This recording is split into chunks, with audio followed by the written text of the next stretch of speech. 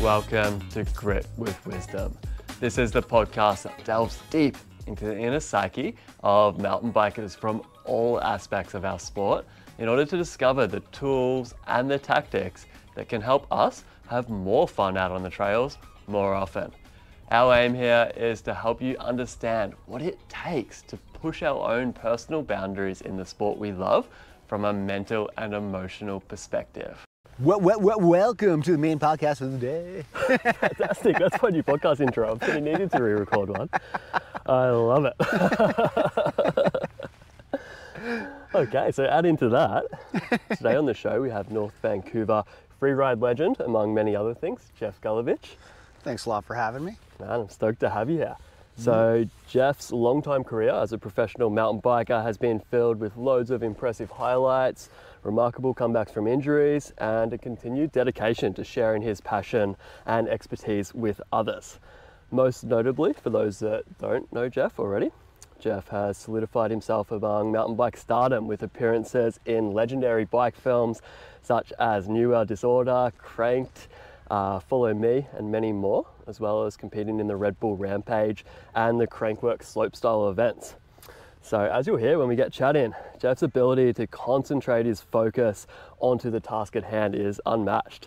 Truly amazes me, and you'll get a sense that he's someone that's been kind of refining his ability to make decisions and think critically under pressure over a lifetime now. So whether it be riding in the Red Bull Rampage, riding lines blind, or saving himself, getting himself back to safety in the face of a near-death accident, which we'll talk about in a second, this guy knows his way around mindset.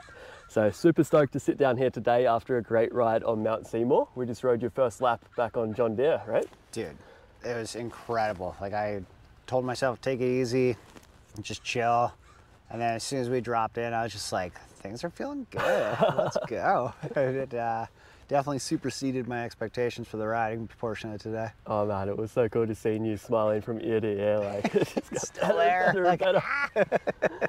So good. So we're going to get into all sorts of things here on the show today, talking about, you know, the mental side of your mountain biking, free riding, competing, and then most recently your injury that you had back there in March. So yeah, with no further ado, welcome to the show. Thanks so much. Maybe we can start off here. What did I miss in that intro? I don't know. There's been a lot of movies and magazines and covers over the years. Competed around the world, shoots around the world. I don't know. You pretty well covered like all the big ones there, but it's been a heck of a journey over the past 20 years. Oh man, such an amazing career you've had so far, and I feel like you're kind of still so within the journey. There's so much good stuff to come for you, especially, yeah, on the back of this latest injury. So Definitely. I'm stoked. I think a good place to start, I've heard you kind of say before on another podcast that you have to have a lot of grit to persevere as a professional mountain biker. This podcast is called Grit with Wisdom. So I want to know, what does the word grit mean to you? There's many different forms of grit, but in my opinion, what I was referring to is just, you need to have that drive, you need to have that dedication, you need to be able to block out negativity. And then in addition to, like, once you get to that level, there's always going to be like naysayers on the internet, things like that. And it's just things that you need to be able to block out, just disregard. And even when you might hear things from your loved ones, they need to be able to just say, maybe I didn't hear you. Maybe that didn't happen. But it's, no matter what sport you're doing, no matter what profession you're chasing, nothing gets handed to you. You need to pull your weight and take what you can get. And like, when I say take what you can get, I mean like you need to put your foot on the gas and go, because nothing's going to get given to you. And there's 100 other people, there's 1 million other people in line to take that position. So no matter what you're doing, if you're playing an instrument, if you're going to school, if you're working behind a desk, like, there's different styles of grit, but like, you need to put on your big boy pants and give it all you got. Totally. Such like words of wisdom there. I couldn't agree more, man. It's like, yeah, as much as we want to say like, you know, focus on the positives and this and that, there comes a time when it's like, you've got to do the work. Yeah, you need to step up. Yeah, and that's a big part of what I try and focus on. I think so much of the mental stuff is out here in the abstract. We can talk about it all day long. It makes sense. We're all like, yeah, totally. I see that, but it's like, what are the actual tools? What can we actually take action on? So yeah, maybe that leads into another question I wanted to ask here. Like, what are some of your mental processes? Maybe to make it a little more specific. You're looking at a new line. It's maybe something that you're like, okay, this is serious here. I need to focus. I need to get into the zone in order to ride this thing. Break that down to me. What does your step-by-step look like? Well, that's kind of the point, is like getting into the zone, because you're not going to be feeling it every day. And some people have a great way, like almost a light switch personality, where they can flip into the mode and be there. But some other people, it takes a little more time. You got to convince yourself or look at the feature, reassure yourself. But the biggest thing I can tell people is, if you're not feeling it, don't do it. It's not going anywhere. Come back another day when you're feeling solid and pumped up. And yeah, like, you have plenty of time. Like, take your time with it, do your homework, look at it, weigh the positives and negatives, look at you need to know what the bad results could be in your head. Like, you need to know, if I land here, if I go deep, if I come up short, what could happen? You need to go through that process. Those that completely block that out, that's a Band-Aid fix, and it might cost you in the long run. So do your due diligence. Look at your run in, look at your run out, look at the actual feature, be it a structure or a natural rock, whatever you have in your path, and maybe go practice something similar size or similar, a move that has similar ingredients, and come back when you're feeling solid and you think you have it locked down. Like, we've all done the ready, fire, aim thing before, and most of the time it works out, but every now and then it might not. Like, you might not see a weird cross route in your run out, or like a like a hole or a compression somewhere, and like, you need to be aware of what you're doing. Totally. So you're talking about ready, fire, aim, as in like just ride the trail and yeah, you really quickly look at it and then go. Totally. Yeah. And like, more often than not, like, yeah, it should work out if you have the correct skill set and you've done things like this before, but in the big picture, do your homework. There's nothing wrong with it. Check your bike, make sure everything's locked in, and then send away. Yeah, I really like what you're saying there about the Band-Aid fixes, because I think as mountain bikers, it's so tempting to go towards those. Totally. I know so many people I work with, and myself even, will be like, I just can't look at things for too long, I've just got to go. Yeah. But if we go too far in that direction, it becomes what you're talking about there. We're not doing our due diligence. We're not looking at some of the potential consequences and giving the feature or the trail the time it deserves. Yeah, and like, we're all just having fun, right? You gotta keep that in the back of your mind. If you're not feeling that day and you go home and beat yourself up, like, you're wasting your breath. Just like, go home and be stoked you're healthy, and think about it and come back another time. Yeah, we're chatting about this on our ride, hey, like, mountain biking's meant to be fun. Exactly. If we're out here and we're not having a good time, it's like, go do something else for a bit. Yeah, go swimming. Exactly. Go play golf. Yeah. Okay. Yeah, exactly. So talking about the focus there, you kind of talked about two different types of people. Some people that kind of flick a switch and go into their state of focus. Some people that maybe need to think about it a little bit more, or have all the rocks stacked the right way. Which one would you say you are most of the time? I think it changes with age, experience, and maturity. And when I was younger, there's definitely a lot of ready, fire, aim kind of mentality. And your bones bent. You bounced when you hit the ground back then. But like, after having 20 years worth of injuries, and I wouldn't say any regret, but you look back on your errors. Like, I, for one, remember my mistakes more than my highlights. And you gotta go, it's just in the back of your head, you need to go and do this move again or get redemption. And it's a funny thing, because like, successes are what you expect, failures are your end result. And if you can right wrongs or be able to knock off those mistakes one by one in your head, then you more or less have a clean slate. And over the years, like, I think I did my kneecap when I was 18 years old, and I almost ruined my career at that point. And it's just like, you need to build yourself back up, build up that confidence again, and play it smart. But like, from, I'd say 12 years old to 18, it's just like, I'll do that, and you just go do it. And it was nothing. And then, like, I'd say most of my serious injuries up until the last one were little mistakes. I see. It's just like, you give yourself an inch, and whatever that crash is will take a mile. Yeah, totally.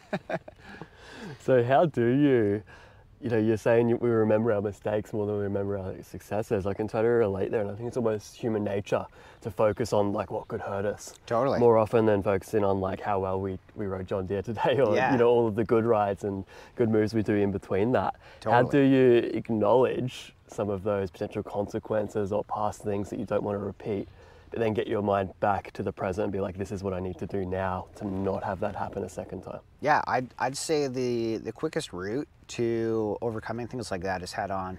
Like once you get your ability back, or if you've walked away from a feature or anything like that, and it's in the back of your head because that's where it's going to stay. It's like you just need to go face it head on. Right. And like some moves just might not be for you. Like you might not be able to kick that one, and it's just like, screw it, walk away. But if you can overcome little things, like even see someone else do it, or you might not have a guinea pig in front of you, it goes back to doing your homework and looking into the feature and overcoming little things step by step. Yeah, so when you're talking about going back and facing it head on, you're not necessarily going straight back to that feature. Yeah, but second week back of riding, but you're putting building blocks in place to point you towards that. Yeah, you need to build a foundation for success, because like you are going to fall off the horse every now and then. And if you don't have those building blocks in place, you go back to square one. Yeah, that's a great one. And tell me, do you ever experience like emotions like fear, doubt, hesitation when you're out there on the trails? Yeah, and I think those also come more with age too, because you've had these experiences. When you're young and fearless and you only know success, you got nothing to lose. And once you've built a career, a job, a lifestyle, you have things to lose, and then it becomes self-preservation. And like you need to be able to find a clear path between complete what's the word I'm looking for?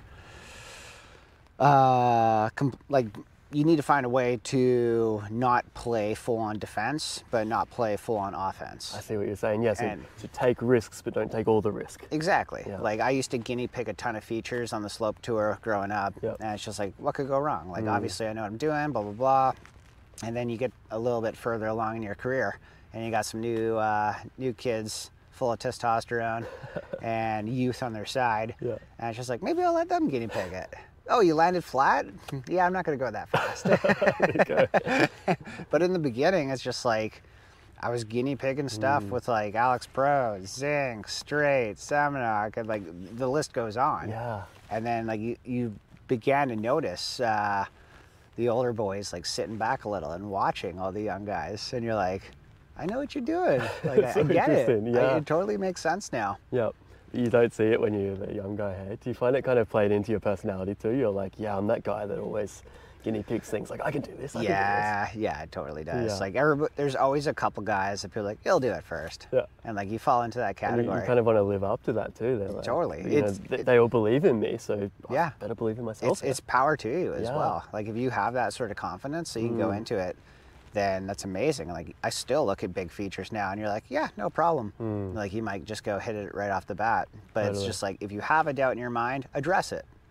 And there's no problem with like taking an extra minute to think about it. Totally. Yeah.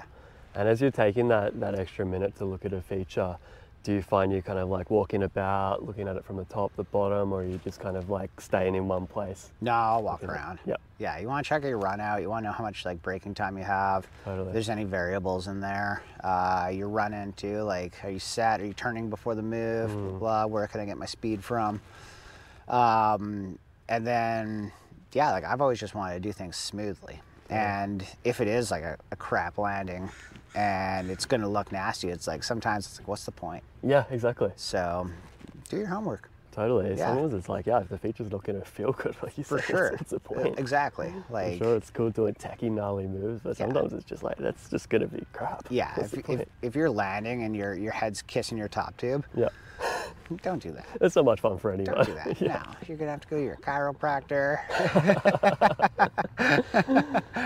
Exactly, yeah. And yes, we do go see chiropractors at 36. Absolutely, even at 29.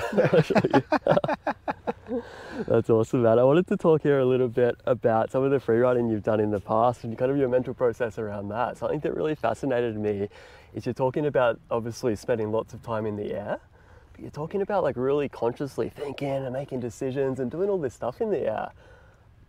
I've never spent too much time in the air, so I'd love to know, like, what does your process look like? In fact, you know, the thought of it kind of terrifies me, being in the air for more than a few seconds, because I'm like, oh, what will I do? For sure. Yeah. And that's totally normal as well. But I think every feature is different, and you need to be very aware of that. Like, you might have hit something similar, but it's not going to be the same. And you just need to take your past experience and be able to apply it to a situation, because like the lip's probably going to be a different angle, different height, different speed to make it to that landing, and you just need to like actually apply your experience. It's like going to the school of sending. There we go. Do your homework. Man.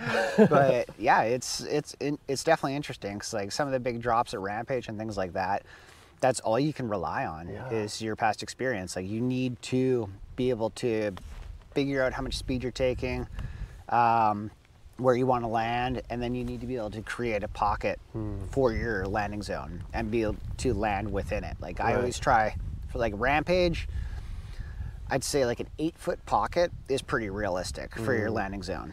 And if you can't hit that, then like you need to go back and do your math again. Totally. But it's pretty small in the scheme of things, isn't it? Like when you're two doing bike lengths. Yeah, exactly. Yeah. Like, so to be able to be like that accurate when you're landing is huge. But it comes into play like more than you think. And like in the desert, when you're sending like Kamloops or down in Utah, it's different because there's no trees in the terrain. And like they might be dangerous, yes, in the forest where we live, where it's like very slippery and everything, but it also creates stability in the dirt. Totally. And then you go to the desert and you don't have that scale anymore. Everything looks so much bigger, and it might be, but like in the forest, everything feels bigger because there's more consequences. Totally, yeah. Like, look at that cedar, look at that fir, look at all these trees. Yeah, that's an interesting thought. I've never thought of like that adjustment you must have to make going from growing up here riding on the North Shore to all of a sudden free riding in the desert. It's so much different. Yeah. And like even just riding the terrain, like it's so much more loose on the dirt and everything. You're surfing and you're controlling drifts, whereas here it's just like, that's my turn point and I know I'm gonna tack. Totally. Or it's too dusty and you're like, I know I'm gonna drift 2 feet, so that's my window that I'm gonna ride through.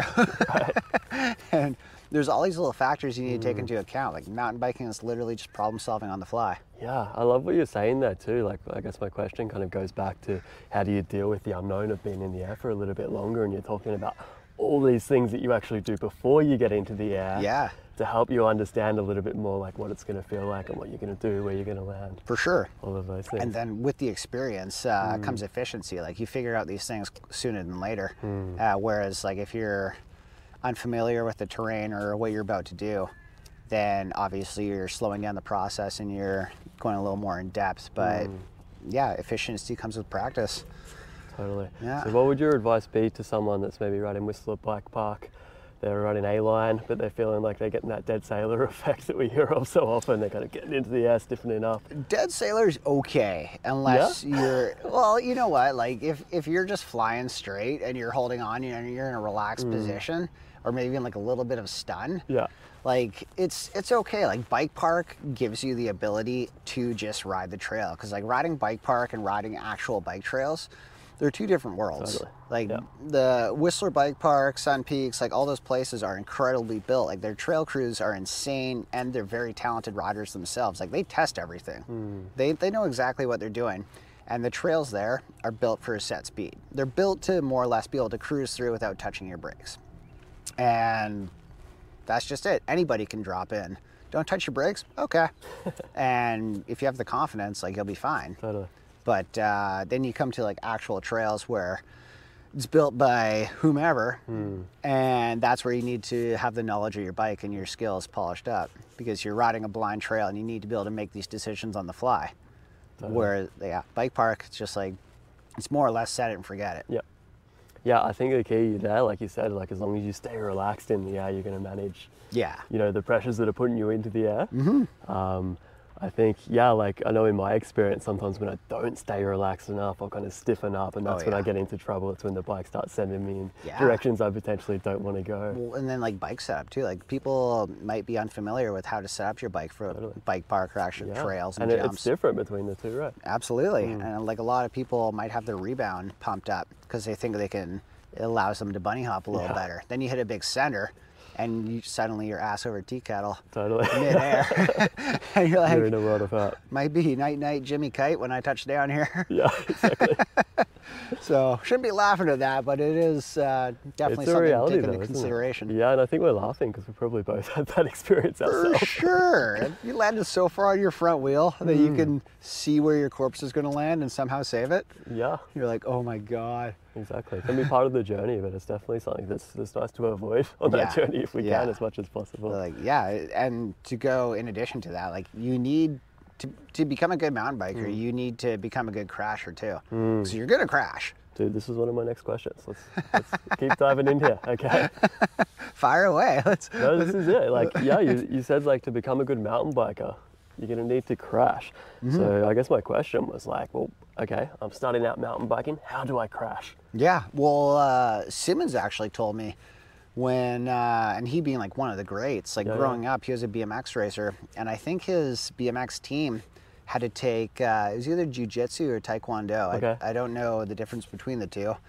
You got Geoff Gulevich here, not Bruce Lee. Fuck that one. Wrong guy. Son of a. But yeah, whichever one it was, it's based around using your body weight or to your advantage, or say like your opponent's body weight against them, and learning how to fall and everything, like tucking your shoulders and be able to use that falling momentum to pick yourself back up even quicker when you're rolling out, and little things like that. Like most of the time, if you can land on your feet, that's great, but like trying to say run out of a crash, there's so many more factors. Like, are you going to step in a hole and twist your knee? Are you going to hurt your ankle? Are you going to break your ankle if you try to like stick it? So generally my rule of thumb was, sure, touch your feet down first if you can, but lead into a roll and just like take that momentum and use it to almost cushion your fall. Like self-arrest almost, yeah. Like you don't want to stop on the spot, obviously, but like using that momentum and putting it into your body rolling as opposed to a direct impact. Right. It definitely cushions the blow. And that's something I learned naturally, but then years later hearing Simmons say that, I was like, it makes so much sense. It's really interesting because quite often when I ask people like a similar question, like everyone's like, yeah, of course, mountain bikers, they need to learn how to crash. Yeah. How do you do that? Oh, I don't know, you have to crash to figure it out. It's like, so it's cool to actually have an answer like that. I like where you're going, kind of like, okay, we've got gravity, that's natural law. There's always going to be gravity pulling us to the ground. Oh, yeah. How do we use that in our favor? Yeah. To get ourselves to the ground to stop, but stop in a way that's going to maybe minimize the impact. Yeah, like it's going to be in your head to like put your arms out first. But like sometimes that's not the call. Yeah. Like if you're putting your arms out into a rock bed, like you're probably gonna break some fingers, hand, wrist. Yeah. But if you can turn your body into a rolling motion, it's definitely much more beneficial. Totally. But yeah, you might not have that air awareness or thought process. That's what I was going to say. Do you find yourself calm enough in that situation where you've made a mistake? You're like, right, I'm in the air off my bike, I'm about to have a crash.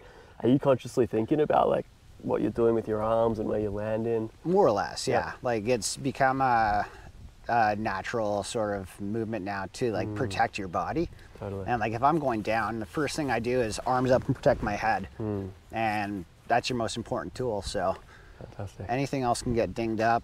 You'll probably come back from the injury. Yeah, But totally.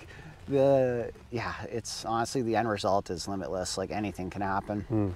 But at least if you have some sort of base knowledge of rolling or self-preservation, then definitely gives you an advantage to not injuring yourself. Totally, yeah, that self-awareness and kind of agility Yeah. is a definite bonus. And like where in a mountain biker's career do you think is a good time for them to start thinking about crashing? Is it like right at the start? Immediately. First day? Yeah? Immediately.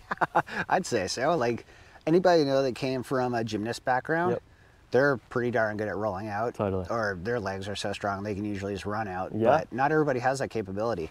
Like I've even come down off when I was learning tail whips, like you throw your bike away and you're coming down the landing and you just stick it and run out and you're like, that was such a dumb idea. Like, why didn't I just like touch down and roll down the landing? I see, Like, yeah, sure, yeah. you would have gotten dirty, but Yeah, in that moment, you're like, I got this. such But an interesting one. anything can happen. Yeah. And try and eliminate that factor. Totally, yeah. I think it speaks to your years of experience, isn't it? Like you've probably crashed in like 1,000 or a million different ways. Yeah, 10,000 hours of it. So now, like, next time you're in there, hopefully that's not anytime soon, but you've got like all these different skill sets and ways of managing that crash to try and minimize the risk depending on the situation and where you are. Yeah, and like the best you can do is the best you can do. So it's super interesting. Like, I know for me, I stopped crashing a lot when I first got lessons. yeah. So now I'm kind of the attitude that like, oh, I wish I had got lessons earlier, and then maybe when I got to like more of an intermediate advanced stage, that'd be a time to start learning how to crash because I was taking more risks. Right. But I guess for you, you were probably in that advanced stage for longer than you can remember now. You know, you were in the cranked movies back when you were what, like 13 or something. Yeah, so, I think it started at 13. Yeah.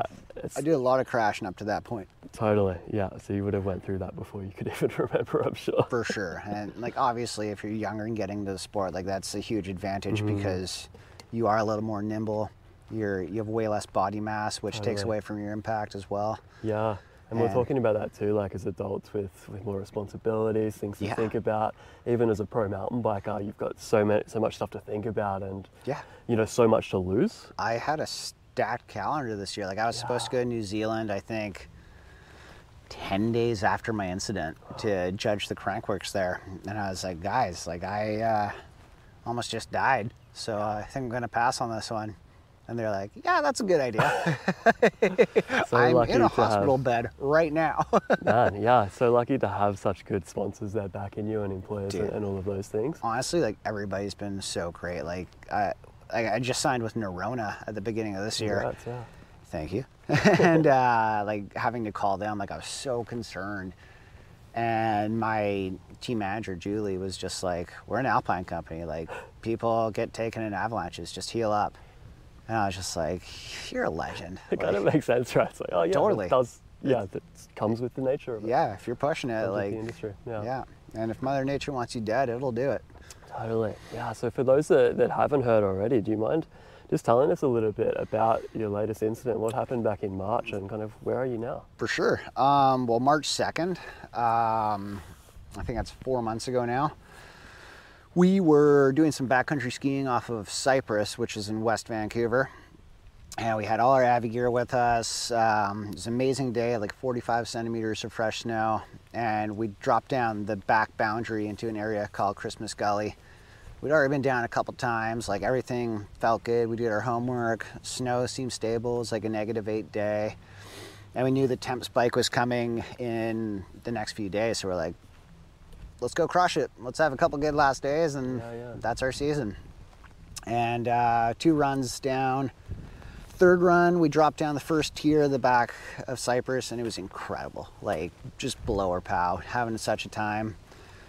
And then we dropped down the 2nd tier, which goes through a tree line and then out to the flats, and then you're basically done. And about halfway down that 2nd tier, you go through a tree line, and I figured I'd get eyes on last man, but they had trended through my blind spot and gone left around this little island. And when I stopped, I looked up, didn't see them, and I felt like the snow that I had pushed a bit had propagated like a little bit of I'd say a sluff-a-lanche, but I felt it push my skis. I'm still scanning the terrain for my buddy, and then before I know it, fully swept me. I'm on my side. I've been pushed into about a 45-degree slope now, and it's like a full gully, like full terrain trap. And I'm going down, and there's a tree soft left of the deepest point, and I'm like, holy shit, I'm gonna hit that. And I'm trying to kick my skis off frantically. I even got my hand on a branch, and the snow just pulled me out. And I'm going down, can't get my skis. So I oriented my body so my upper body wouldn't strike the tree. I smash it, and I feel the snow roll over me. And I'm about just over waist deep buried, more or less sitting on like a 3/4 angle. And I get up, I'm trying to yell for my group. I have no clue if there's any damage. I just know that I'm sitting up against a tree, my legs are right there. So I started digging myself out immediately. I'm like, this is nuts. And my leg's not there. And like adrenaline's pumping. So you're digging down to where your leg should be. Yeah. It's not there. It's not there. And so I keep digging out. I see my pants are bent left. And my leg, I shit you not, at this point I've exploded this part of my femur. And my leg is completely sideways across the left side of my body and like up the hill. And I'm like, holy shit, this is happening. Like, this is fucked. I try yelling for the group a little more. I'm not getting anything. And so I pick my leg up and I put it back to where it should be, and there's zero resistance. So you just pick it up and move it like a floppy. And then I finished digging out my left leg, and the ski's still on, so I just punched it off, left it there, and I was like, I need to make contact with my group before the pain kicks in. Like, I need to make decisions. Like, right, so you haven't felt any pain? I haven't felt any pain. Are you starting to panic? Or my heart's racing. Straight into like task? I felt pretty calm overall doing my assessment. Like, I went down my pants to see if my femoral artery was leaking or pooling, and it didn't seem to be doing either. And I was just like, I need to take advantage of this adrenaline rush right now. And so I oriented my body so my back was facing down the hill, moved my legs so it was up. I couldn't go forward because it was going to catch and go wherever it was going to go. Yeah. And I passed myself down between like 3 trees, and now I'm through the tree line. You're going head first. Yeah. On your back. And I'm just like using branches to pass me along. God damn. And it's just open slope for like another 180, 200 feet. And I was like, I got to get down. And so I literally like put my goggles back on. I'm holding this tree and I'm just like, and I just tossed myself backwards and I start rolling down. Oh my God. And I kid you not, my leg kicked my helmet. I have a dent. It's just flopping around. It's just flopping. And it dented your helmet. Oh yeah. Oh my God. And I roll out and there's like a little 2-3 foot drop at the end, and I fall out into all the Abbey slough. And I can finally see my crew. And I was just, and they're like, did you forget something? They totally forgot, like thought that I just double ejected down that last pitch. And I was just like, I need a helicopter. My femur's broken. And they're like, what? I'm like, this is real world. I need a helicopter. And my buddy Steve like immediately pulled up his phone, and he's relaying like another 50 meters behind him to our buddy that tried to like get the whole flats out to like where we exit. Right. And they're reeling back and forth. Meanwhile, I get on my stomach and I army drag myself out of the Abbey slough in case anything else releases. Yeah. And when I feel like I'm far enough away, I roll myself over, made a snow bench, put my leg on it, and just packed it in snow to help prevent any more swelling. And it takes Steve about 30-35 minutes to get to me. And he threw his skins on and walked back up. And it took Graham, our buddy, about an hour 15 to get to me because he was just like boot packing through it. Yeah. And yeah, Graham dug in behind me to like try and keep me warm. Steve threw his jacket on me. And then Marcus was just skiing back there by himself. He just sees us at the bottom. He's like, hey guys, like, what's going on? And like we tell him to sit. She's like, oh shit, okay. Yeah, it's like they all give me layers and trying to keep the mood light. And they're checking in, like, how you doing? And I'm fine. And like, I'm just trying to keep the group chill as well, because like, there's nothing we can do. It's either we get ourselves out of there, but we know we have the heli on the way. And yeah, it took about 3 hours for the heli to get in because there was cloud coverage that was low. And yeah, first got off the line. It was actually someone I had assisted with an extraction about 6 months earlier on Cyprus again. It's a crazy bike crash. That's right. He's like, what's up, man? You look familiar. I'm like, yeah, like, we met in October. And he's just like, oh, no way. How you been? I'm like, good until now. The casual catch up in the mountains. Wow. He's like, what's going on? I'm like, femur's definitely broken. No head trauma, no back trauma. Feeling good everywhere else. I can still move my toes. Heart rate's good. Let's get out of here before those clouds come in. He's just like, sounds good to me. Here, breathe on this. And gives me a green whistle. And then the other doctor that was on the line, I think she gave me fentanyl, she said. Okay. And I was just zonked. I was just like, nah. And they set up the bag, and I literally just lift myself into this backboard bag. Yeah. And they're like, okay, we'll get your leg for you.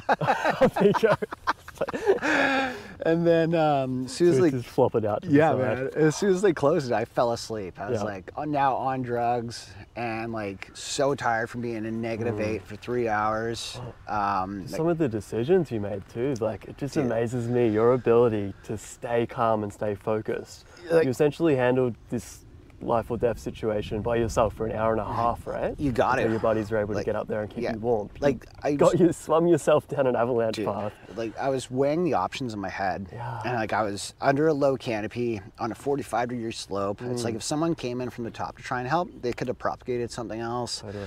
They couldn't get a heli in. They couldn't stage there. Like there's no way it could have happened. They would have had to get me down too. So There's about 7 decisions that you made while having a snapped femur that saved your life. It's amazing. it was ridiculous. It's man. any Like, wonder by the time you got into that like it was that helicopter, you were ready to pass out. seriously. Yeah. And yeah, like even on the ground, like we had 2 bars of reception. They're like, do you want to call your wife? And I was just like, we're not out of here. We're not done yet. No. And I called her from inside the ambulance, and I was just like, hey, don't think I'm going to be able to go to the groomsmen meeting tonight to plan our buddy's stag. And she's like, what did you do? And I was just like, I fucked up. Like, really bad. I'm going to the hospital. My femur's broken.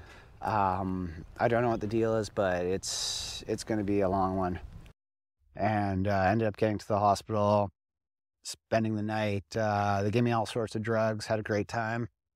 But overall, it was nuts, man. It was in literally 17 pieces.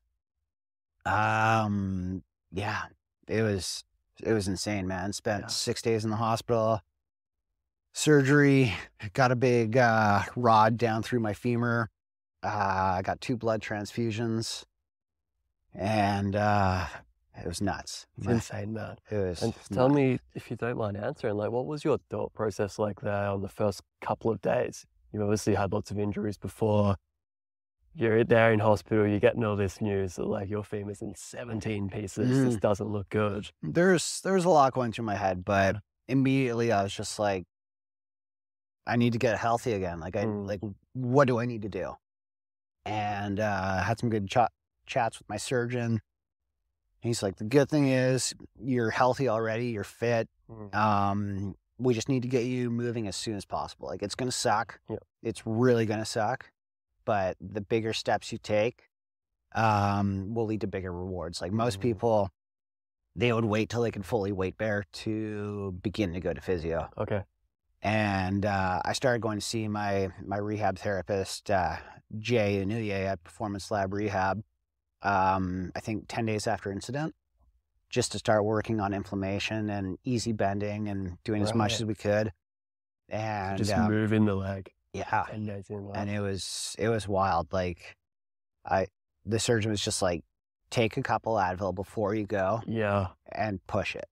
What were the pain levels like then? High. Yeah. High. Like we mainly and just. For someone that's probably got a high pain tolerance, I can imagine that's through the roof. It was rowdy, man. It was, yeah. Like even now there's still some pain, but like it'll work itself out. Like the amount of mobility I have now is far exceeding what we expected it to be at this point. Yeah. I even have one of the inside pieces of the femur that from the impact and the way my leg twisted has bonded on completely backwards. Right. Okay. So the bone's like, flipped around. Yeah. So it's like almost a C, which would be part of like half of your femur. That's just bonded on backwards. There you go. And the surgeon's like, totally fine. Yeah. Like bone's bone. It's so interesting, isn't it? It's crazy. Yeah. And breaking my collarbone when it turned into a big lump, he was like, cool, you've got more bone there now. It's going to be stronger. I was like, it's really? nuts. Like, and all the things that they tell you, like, as soon as I could get back to weight bearing, they were telling me that impact helps bone mass grow. Like, you want to, not say force, but unpleasantly suggest that you need more strength there. And your body reciprocates. It listens. It's been nuts, man. Like the amount of people I've met through this process that have been so cool and just offering very helpful insight.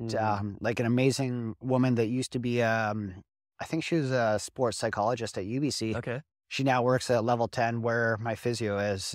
I can't stop saying physio. He hates it when I call him physio. It's a rehab therapist. But it is a lot quicker to say physio. So sorry, Jay. She's like, literally imagine bone growing.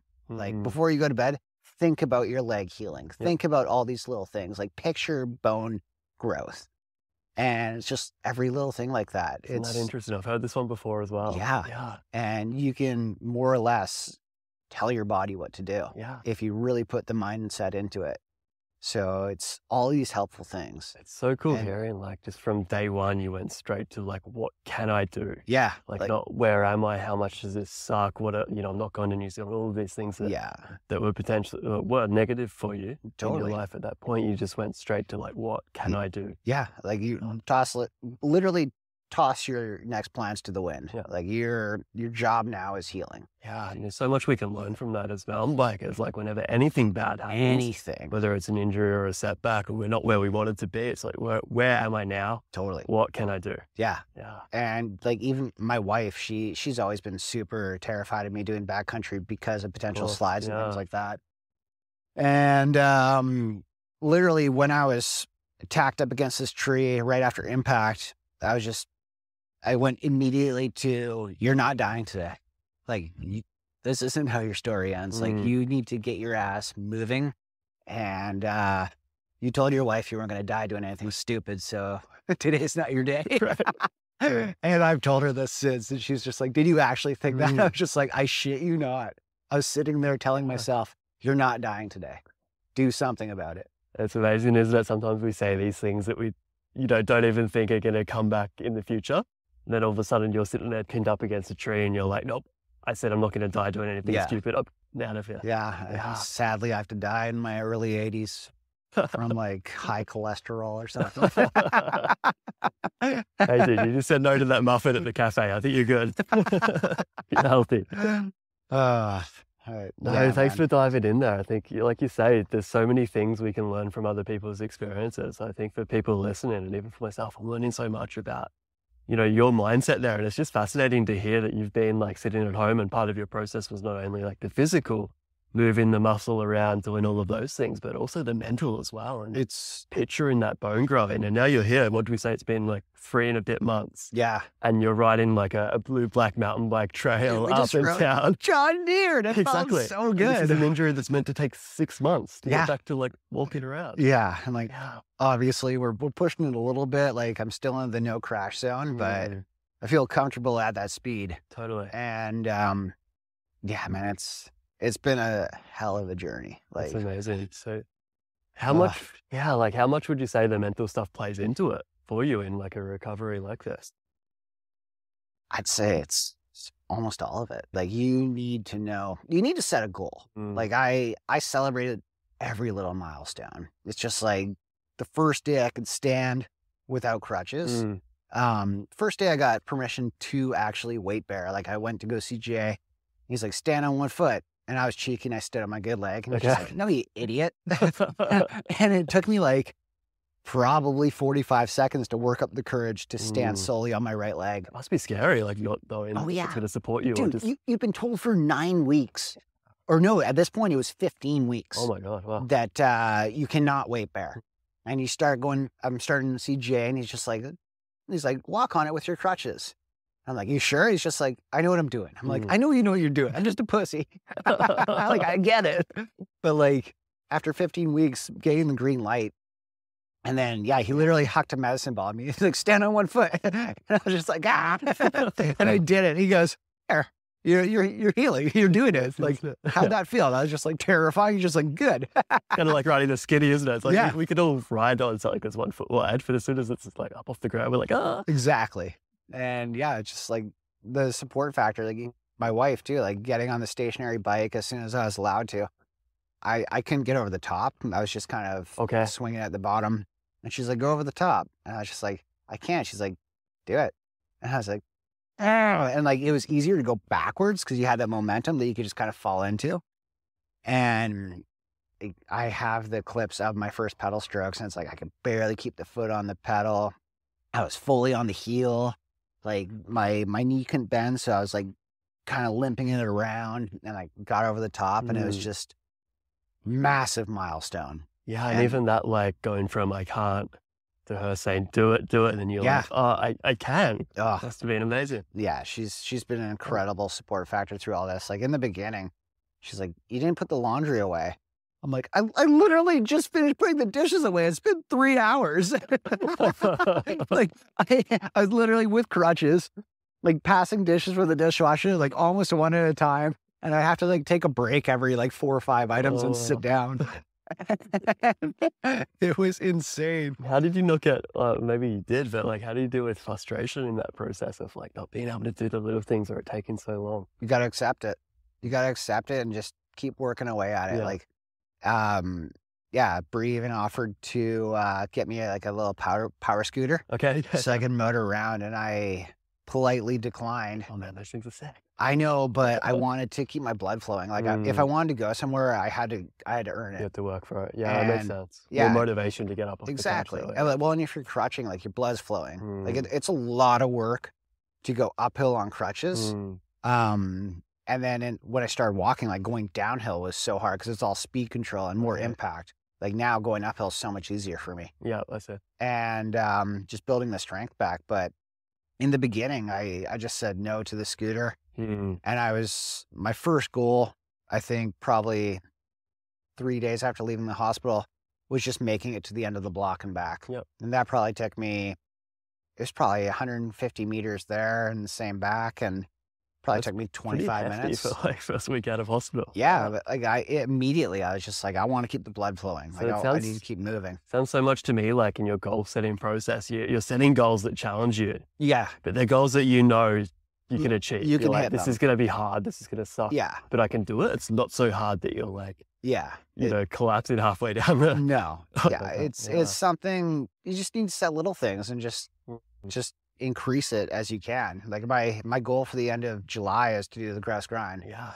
And I used to do that in like 42 minutes, is around my average.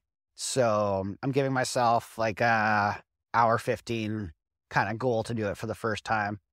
And yeah, we're going to do it. And I look at that and I'm like, oh, that's a hefty goal. But in your eyes, I can see that you're fired up. You're excited about this. So you're doing that's a good goal for you. No, it's been incredible. And just for reference, like today, it's July 10th. You're walking Old Buck. I've been walking up Old Buck. Right it's now. about 4K hike. Yeah, making it up to the bridge there. Yeah. At the Baden Powell. And So to go from that, yeah, it's a fair step, isn't it? You're going from that, it's a smooth path, a smooth 4K, yeah. to going to the grouse grind. For anyone who doesn't know, it's steps all the way up. Well, actually, like later today, there's a big set of about 100 stairs behind Edgemont Village, and I'm just going to practice walking them. Fantastic. So that was kind of, my question was going to lead into like, how are you breaking down between where you are now and where you want to be at the end of the month? Yeah, so that's kind of my goal. I've been going to physio twice a week. Been pedaling as much as I can. Like my dad and I have been pedaling a ton. Like I haven't ridden a bike with him since I was probably 7. Really? And like, yeah, he was never a big cyclist when I was growing up.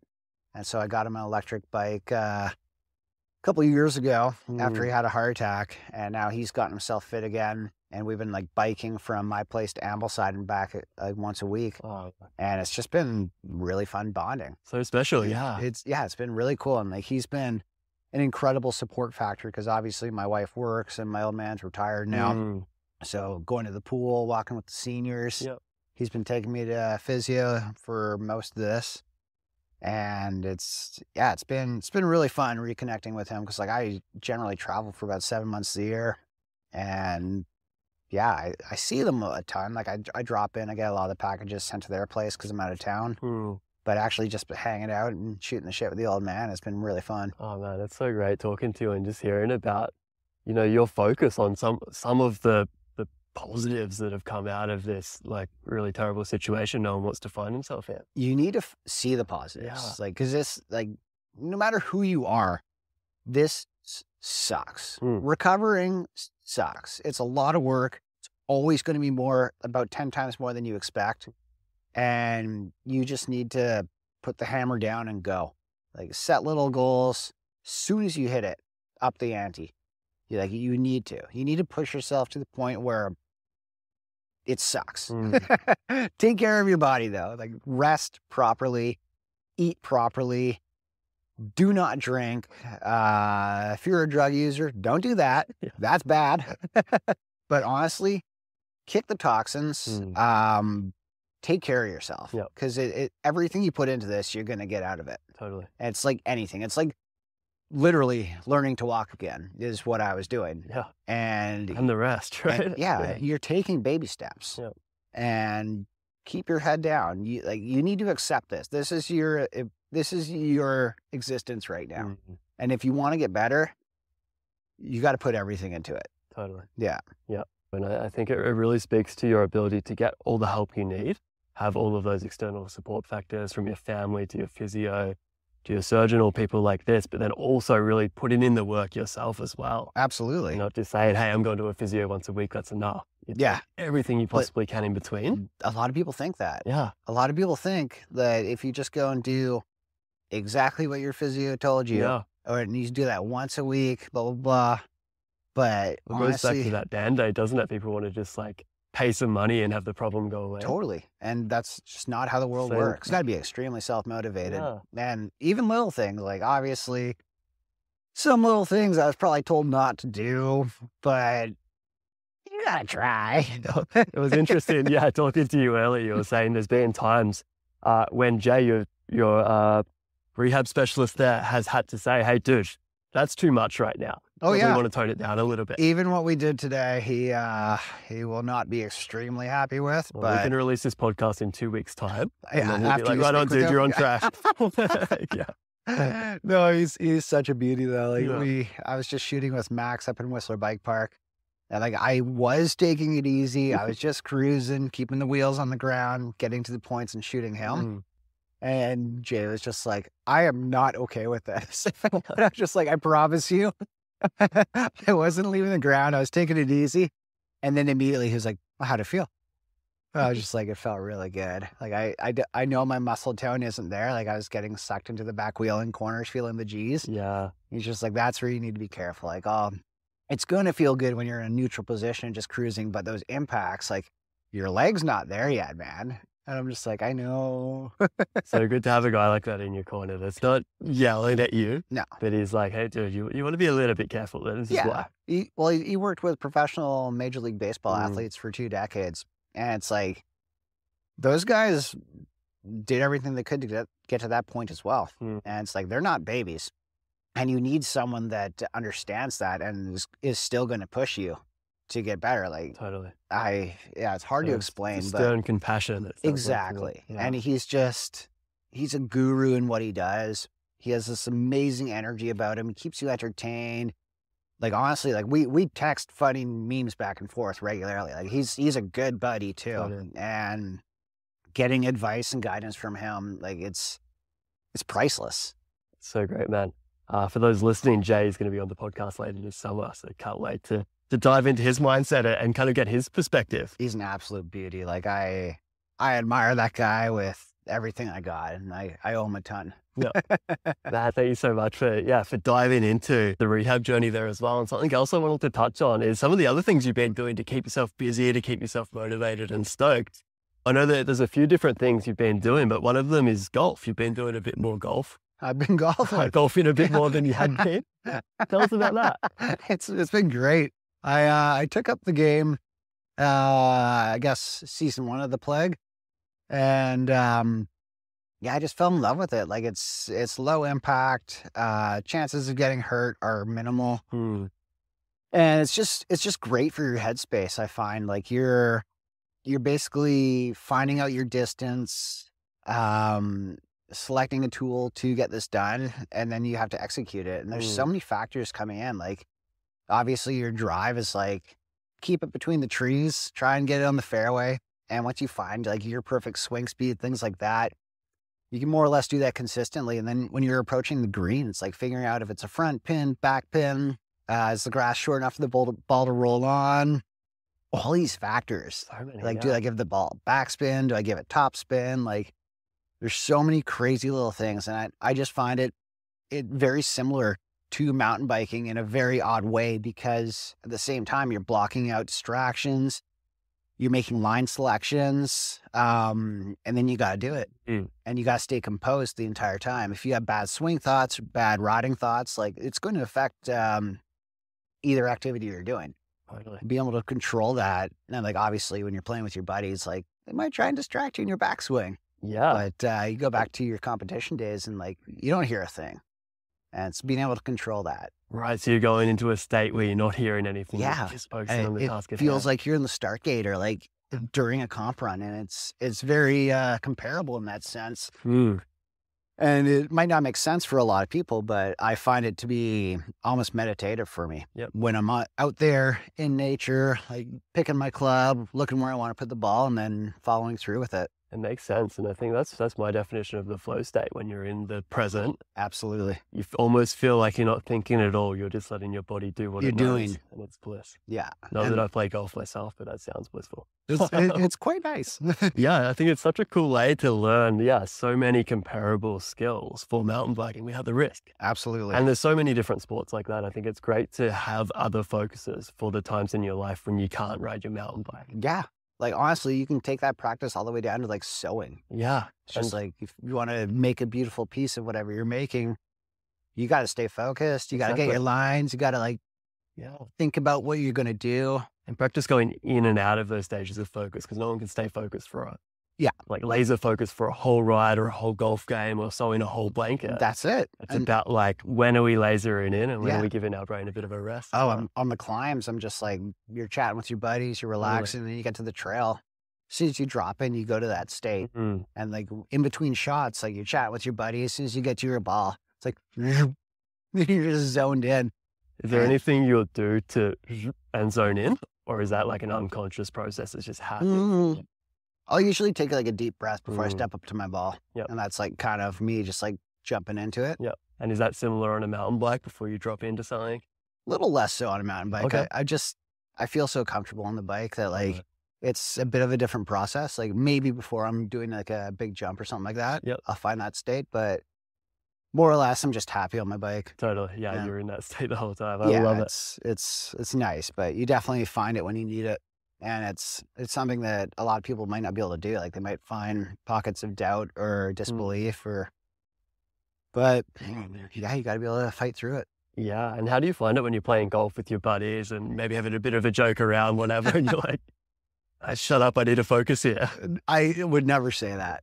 I let them do their thing and I do mine. So you just let it block out all the externals. You got to. Yeah. Especially when you're playing with your good buddies. Like, they're going to try and screw you. Oh, yeah. It can be difficult. That's why I ask. Yeah. No, it's just, you got to be able to play through it. Mountain biking, I get it all the time. Sometimes my buddy's like, come on, coach, come on, show us how it's done. They're like, you just got to be like, shut up. Yeah, exactly. But you can't tell them that because they'll say something else. Exactly. Like you just need to focus on what you can do. You might as well block go out with everything else. Yeah. Use that flow state to go with it. Yeah, roll with it. Exactly. But if once they realize that they can't shake you, it's like they kind of just stop. Yes, exactly. And they're like, damn it. And they'll pick on someone else. And then you join in. Good times, hey? Oh. I wanted to ask you a little bit here about the present day work you're doing. I know that there's lots of interesting things you're doing, but one of them is working as a judge at competitions, stuff like Crankworks. So I want to ask you a little bit about that. Maybe you can just tell the listeners a little bit about what you're doing. We'll dive into some more questions from there. Yeah, for sure. Well, I've always been interested in like the judging portion of the slope styles and things like that.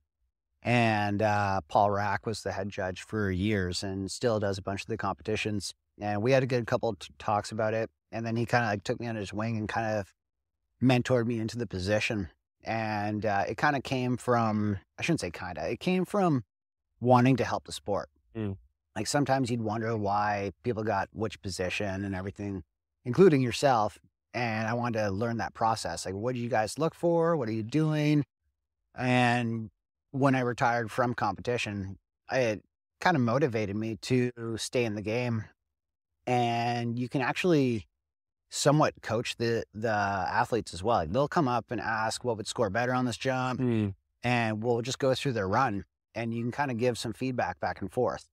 So you can give the tools. Well, it's really cool that you're open to doing that as a judge, because it must help them so much, like knowing what's he looking for. Yeah. Well, it's fun too. Like I wouldn't say you're actually mentoring these guys, but like you're giving good guidance. And I was in that position also at one point. Like I want to have a good relationship with the riders because then they're going to trust your opinion more as well. Totally. That's fantastic. I feel we have a great panel right now that has good communication with everybody riding in the events, and it just goes so much further. It's come a long way, hasn't it? Oh man, the judging of the sport. Yeah, absolutely. It's such a subjective thing, isn't it? And like, it is. Some people might really like spins, some people might really like flips or big air. So it's like getting it a little more consistent across the board is so rad. Totally. And like, we're on course for every practice.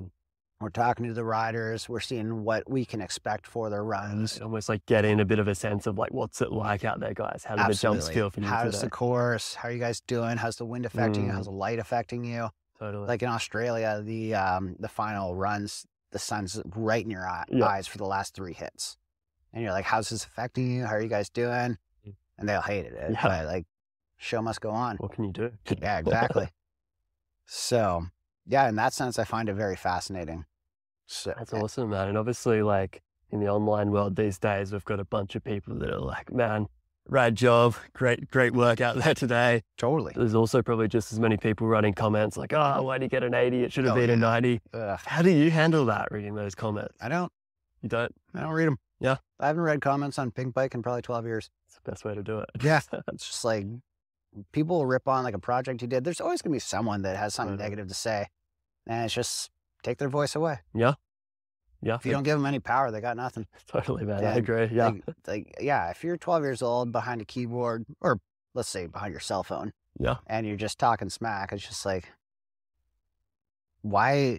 Shut up. Yeah, exactly. It's like, what's going on in your life that caused you to take the time to sit down and write this negative comment? Is this what makes you feel better? Yeah.